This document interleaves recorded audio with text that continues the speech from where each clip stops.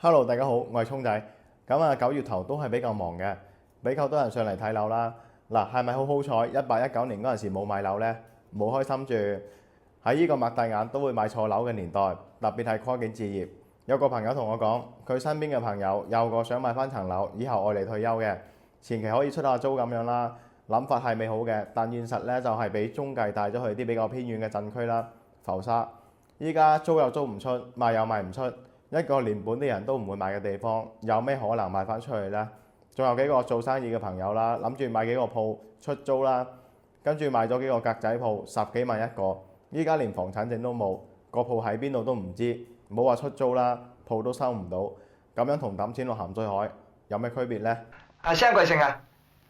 自己睇啦。哦，咁我都唔係第一次聽到香港人北上置業賴嘢嘅，其實有無數次，同埋陸陸續續咧會有更加多嘅香港人會上嚟中山同埋珠海置業嘅。咁作為地膽嘅我，決定拍視頻啦，因為視頻係最快同埋最有效果嘅宣傳方式。我總結咗喺呢個信息差咁透明嘅年代，點解會有咁多香港人上嚟買樓賴嘢嘅？第一點絕對係信錯人啦，信錯中介。我感覺好似領你嘢喎，係？所以今期咧就先踢爆下中介先啦，睇下你身邊嘅中介係點樣嘅。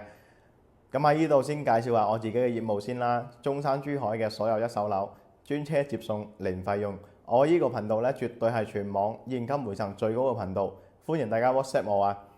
咁第一種咧，相信好多人接過啲咁嘅電話啦。你好，先生小姐，依家喺港珠澳大橋附近，或者係深中通道附近，幾萬蚊首期就可以上車1000尺豪宅。仲有呢，就係喺各大關閘派傳單打街霸嘅，通常都係引幾個比較火爆嘅樓盤啦，比較平嘅，一見到有香港人就派啦，問佢哋要唔要買樓。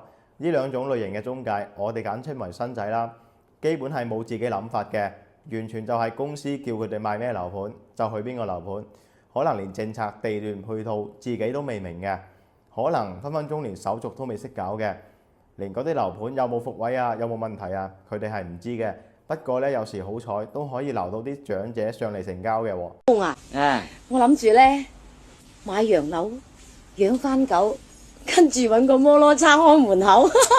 咁啊，第二種啦，識得用手段、人性，基本就係潛伏喺微信嘅香港群組啦、小紅書、抖音、Facebook，佢哋專門會揀啲40歲到60歲嘅師奶落手啦，通過傾偈博取感情，熟咗之後咧就開始同你 sell 樓盤啦。會包裝到嗰個樓盤好似好有熱度咁，多數係啲比較平，又或者係啲幾十萬嘅公寓仔啦。同埋佢哋會幫自己整一個樓盤出嚟，一個唔存在嘅樓盤，內容有幾吸引就寫到幾吸引嘅，目的就係為咗呃你上嚟睇樓啦。跟住就帶你去啲比較火爆嘅樓盤。原來為咗成交真係可以不擇手段嘅，一旦同你傾出感情，有咩可能唔賴嘢啊？為咗成交，為咗將樓賣出去，咩都肯做嘅。咁第三種呢，就好似我依家咁啦，拍視頻嘅，你冇以為拋頭露面，影埋個樣出嚟，佢就係好中介。我依家見到各大平台，抖音、小紅書又包括 YouTube， 仲有好多中介推緊啲垃圾樓盤，打住防中伏嘅旗號，賣緊啲垃圾嘢。有幾個公司喺抖音呢，就揾幾個靚妹，着埋黑絲短裙嘅，插邊賣樓，專門就賣公寓。咁啊，仲有啲呢，就拎住幾萬蚊啦，叫你落訂，即刻俾翻佣金你。咁其實反佣邊個都可以做啦，但係反佣嘅前提一定要確保呢一個樓盤啱唔啱你自己嘅先。如果你想買架 Benz，夾硬塞架本田俾你，你會唔會要啊？咁如果叫你拎住幾十100萬出嚟買個垃圾，再俾翻幾皮嘢你又願唔願意啊？咁你如果買樓係為咗反佣嘅，你揾我啊，我可以100%保證俾佢哋反得高。咁其實呢，大家買樓嘅初衷呢，唔係為咗反佣啊嘛。嗱，第四種啦。老千中介啊，一個唔似中介嘅中介，或者就喺你身邊，佢哋從來都唔會同你講樓盤嘅，但係佢哋會用所有方法呃你上嚟大陸食嘢又好，傾嘢又好，跟住就用藉口話邊度有個好樓盤，好靚咁，叫你陪佢睇，佢自己係唔會買嘅，佢嘅目的呢，就係夾埋發展商嘅人 sell 你落搭，真係俾人哋賣咗，你仲要幫佢數埋錢添。呢個類型中介呢，就好識包裝嘅。分分鐘就喺你身邊，因為我親眼見過，真係黃皮樹撩哥唔熟唔食嘅。嗱，咁啊第五種啦，就係睇樓團啦。一般就係即日來回或者係2日包埋酒店食飯嘅，通常去啲文旅樓盤啦，比較偏僻好平嘅樓盤。一架車上面50個人，起碼佔咗45個係唔會買嘅。咁通常呢，佢哋會搞到個售樓部光光烈烈咁啦，好似好有氣氛咁樣。同埋架車上面呢，係有中介去篩選邊啲係有意向嘅客戶，重點跟進。深中通道通車之後，內地地產開發商睇準時機，推出2日1夜睇樓團。旅遊巴上面大約有30幾人，一半以上係 sales。佢哋用人盯人方法坐喺團友旁邊，領團費有成6個餸，有肉有蝦都算唔錯啦。之後就進入重頭戲啦。前後後記者被 sales 游說接近6個鐘，先至可以離開售樓中心。當日睇樓最後個環節就係剝金蛋同埋拉禮炮。經過2日1夜疲勞轟炸式推銷嘅免費睇樓團，終於回程啦。回程嘅時候，記者發現經紀並冇跟上車，連曾經剝過金蛋嘅多個團友基本上都冇上車。我哋簽嘅合同呢，叫做租賃合同，冇房產證，只係得使用權。有產權嘅公寓肯定唔係呢個價嘅。為準業主黃先生今年70歲，佢表示好後悔落咗訂。我想攞翻咯。你上咗部黑車啊！咁售樓部裡面咧就好多托嘅假成交，為咗就係等嗰啲想買樓嘅客戶見到好似好有氣氛咁。咁我哋簡稱嘅豬仔團啦。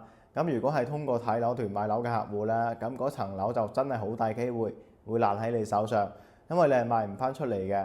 咁其實生活之中就真係好多老千嘅，所以我哋做人咧就真係要低調啲，有錢都唔好話俾人哋知，因為揾翻嚟嘅錢真係好大可能因為認知差而失去嘅。咁如果想上嚟中心或者珠海睇樓嘅，不如直接 WhatsApp 下我啦，同我傾下偈先，我保證你100%唔會後悔。你同唔同我買唔緊要嘅，我創立呢個頻道嘅初衷咧，就真係唔想咁多香港人上嚟買樓賴嘢。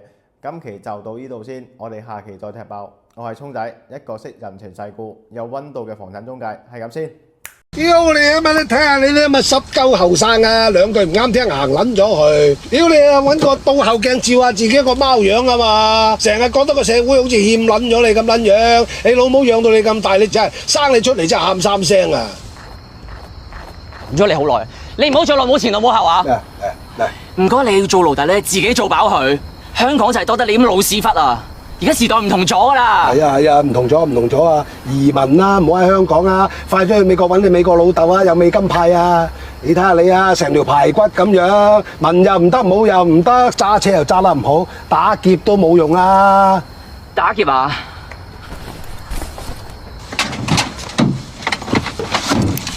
我當你成功打劫到間金鋪，搶咗2000幾萬嘢。